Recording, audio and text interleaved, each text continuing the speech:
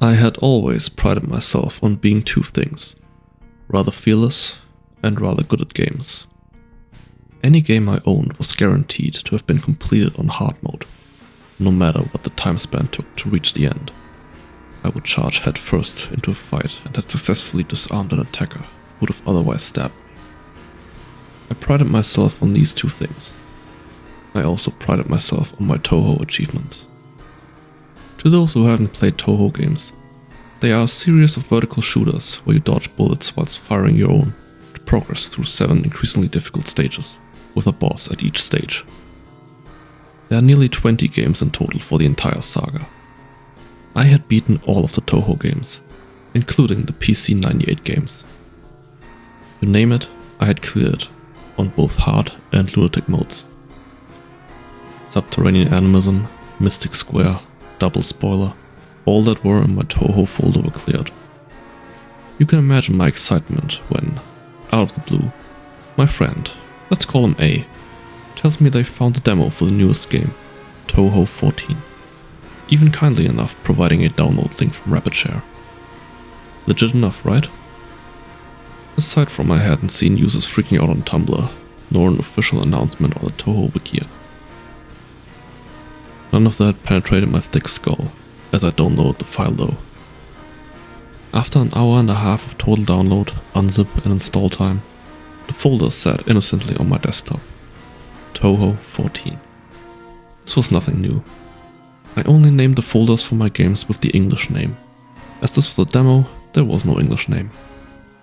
However, by this point the time had gone to 10 PM, and college beckoned in the morning for a 6 AM start. I shut down my laptop and readied myself for bed, barely drifting off into a fitful, dreamless sleep. When I awoke, there was still murky, residual darkness outside, viewable via the window opposite my bed. Flipping open the mobile phone I keep on my bedside table, the screen illuminated the time, blinding into my dark-habituated eyes. 4:44 AM. With a groan, I rolled over back onto the pillow, but to no avail.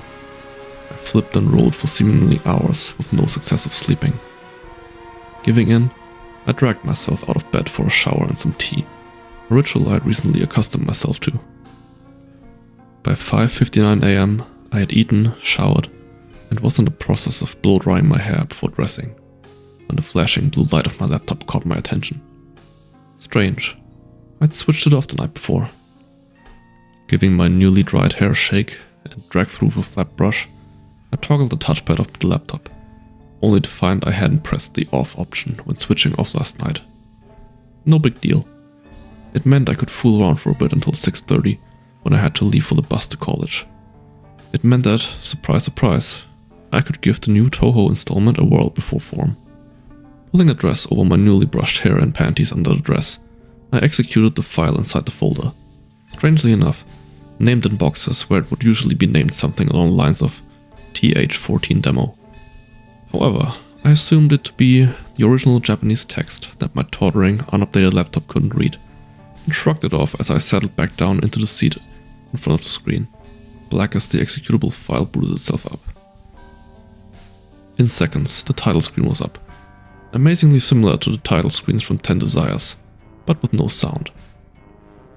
I sighed, thinking it was an error in patching that deleted the music file. I'd had this problem with Perfect Cherry Blossom. Starting up a new game, I was pleasantly surprised to find new playable characters. Flandre, Nue, Komachi and Utsuo.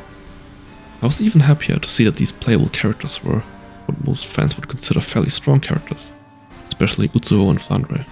Now, Nue had always been a favorite of mine, so my directional pad headed straight for her option. Hitting the Z button, however, yielded no result aside from a loud screech from my laptop. Stupid thing, I thought. It must have damaged the game file. I got the same result from Flandre and Utsuho, leaving me with little hope that Komachi would work. Amazingly, her option agreed with my laptop and stage 1 fired up. But again, there was new music. The normally vibrant background colors were dulled, boringly enough. However, when playing FPS games, my laptop tended to sometimes mess with colors, so I paid little heed. There were also no bullets to dodge, no fairies appeared, no mid-boss, only small cloud-like enemies floating across the screen. The minute I launched an attack on them though, they fled, leaving a black box behind instead of the usual red power-ups or green point boxes. Upon collecting these, a strange thing happened. After I collected 10 of these boxes, the screen faded to black, making the loudest static noise ever. Jumping halfway out of my skin at the unexpected noise, I simply held down the power switch to turn my laptop off. Catching sight of my clock on the wall, the time read 6:25.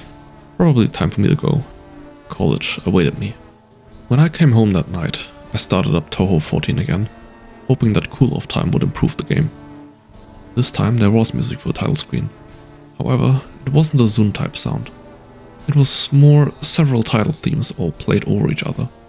I took it as another quirk of the damage my laptop could inflict on games. This time, however, there was no character select after the title screen. There were no controls at all. We were all taken over by the computer, as though in demo mode. It controlled itself as it moved Komachi across the screen, attacking all that came in her path in a rather uncharacteristic way of Komachi. In another strange move, all enemies fled her. The background looked rather like the inside of Yukari's gap, as shown in the fighter games like Skull by the Rhapsody, extending so far that the bomb, life and power counters were hidden. The next shock came when the boss of the level showed up. A very stressed looking Shiki appears, warning Komachi to turn back. Not too surprising since there was no aforementioned incident and Komachi has a job to do, right?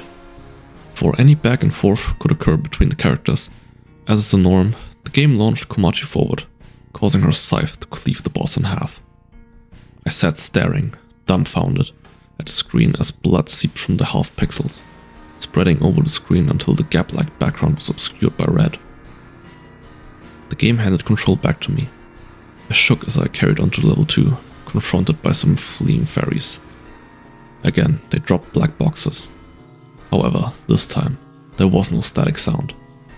I was transported directly to stage 2, a setting that resembled the flowing lava of subterranean animals in stage 6. This time, a visibly irritated and fearful Rin appears, warning Komachi that to go deeper is a danger even she wouldn't approach. Komachi's control was taken from me at this point. Again, she was launched into the Kasha, slicing the girl's head from her shoulders. My trembling increased as a split flame appeared on my screen long enough to print screen art. Upon minimizing of the game and pasting of the screenshot into MS Paint, the frame appeared to be that of what looked like a young cosplayer, about 14 years old, dressed as Flandre. The cosplay was cut open shoddily down the front, exposing her, with the shards she used to decorate her wings with impaling her chest and abdomen, and what seemed to be broken bones sticking out of her right arm. Blood took up most of the shot. Bile started to rise in my throat, as I realized just what kind of game this was. I deleted the image and tried to exit the game, but there was no exit command. Alt F4 would not work. The laptop would not turn off. The game didn't show as being run on Task Manager. On the contrary, it showed only critical processes running. I was faced with no choice but to finish the game. The format carried on as aforementioned for 5 more horrible levels. A myriad of different characters being slaughtered by what should have been a fairly easygoing ferrywoman. All 3 of the mischievous fairy trio at once. Alice Margatroyd, Aya, and Momiji in the same level. Futo, Tojiko, and Miko all at once. And the last level, Nue and Mamizo. My 2 favorites out of the whole game were dismembered before my eyes, even though they were only pixels. As the game carried on, the split frames appeared for longer amounts of time, making sure I could see the atrocities. All Touhou cosplayers. After the Flandre, then a Byakuren, with throat slit, and Utsuhu, broken bones poking out from every limb and the neck at a sick angle. A Remilia with her intestines removed and wrapped tightly around her neck, acting as a noose.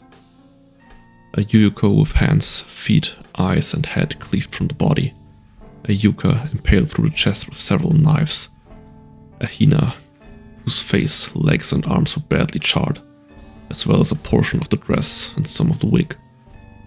The one similarity, aside from the complete lifelessness and youth of the girls, whose ages ranged from around 9 through 16, was that the clothes were all shoddily cut open down the front, exposing far more of the deceased girls that should have been shown. At the end of the game, the agonizingly slow blacking out of the image of the Hina cosplayer, came the credits, without any credits. No words rolled on the screen, only blackness, until where the usual end of the game would be. And special thanks to you. I'm still not sure how fully the experience has affected me, but I certainly no longer pride myself on fearlessness. Anything red makes me vomit. Anything Touhou makes me faint. I can't hear the original soundtracks of any of the games without descending into a debilitating panic attack. I dream about the murdered girls, suffer flashbacks to their dead eyes. The police took away my laptop to search the file, but it must have done something to itself. The entire motherboard was completely useless, melted and corrupted before saving. The download link has disappeared from RapidShare. I see my therapist twice a week.